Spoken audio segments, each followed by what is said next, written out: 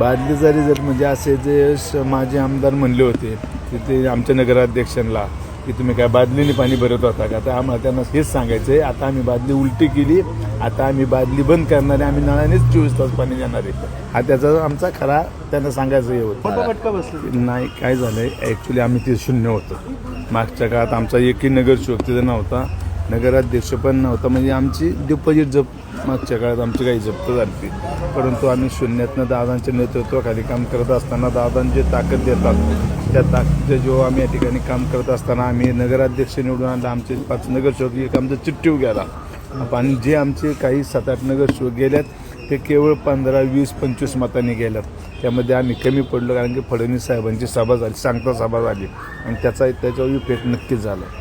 बादलीचा result कसा मिळाला? बादलीचा result म्हणजे असे जे माझे आमदार म्हणले होते की ते आमच्या नगराध्यक्षांना की तुम्ही काय बादलीने पाणी भरत होता का, तर आम्हाला त्यांना हेच सांगायचं आहे, आता आम्ही बादली उलटी केली, आता आम्ही बादली बंद करणार आहे, आम्ही नळानेच 24 तास पाणी देणार आहे.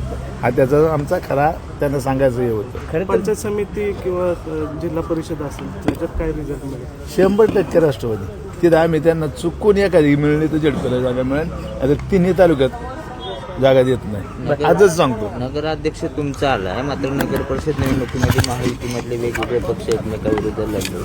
आता इथून पुढे भोरचा विकास करण्यासाठी एकत्र येणार आहात काय नाही? आम्ही विकासाच्या ठिकाणीच करतो आणि राजकारणाच्या ठिकाणी राजकारण करतो.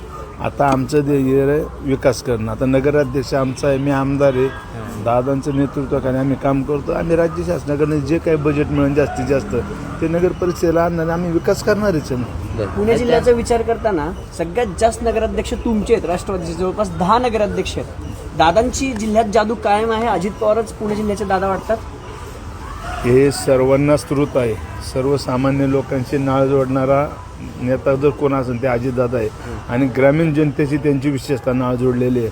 आपण पाहतोय कुठल्याही ग्रामीण भागातला माणूस कुठल्याही पक्षाचा असू द्या, तो दादांशी जाऊन डायरेक्ट भेटतो आणि जी होणारी कामे दादा करून देतात.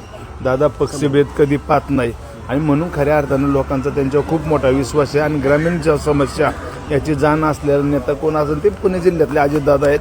त्यामुळे मग कुठलंही क्षेत्र असो, सहकार असो किंवा वेगवेगळ्या माध्यमांनी काम करत असताना दादांचं योगदान आहे आणि ते लोकांना त्यांच्यावर विश्वास आहे आणि लोकांनाही एक खात्री आहे आपली कामं दादा करू शकतात आणि खात्री असल्यामुळेच लोक दादांचं ऐकतात म्हणून नगराध्यक्ष जास्त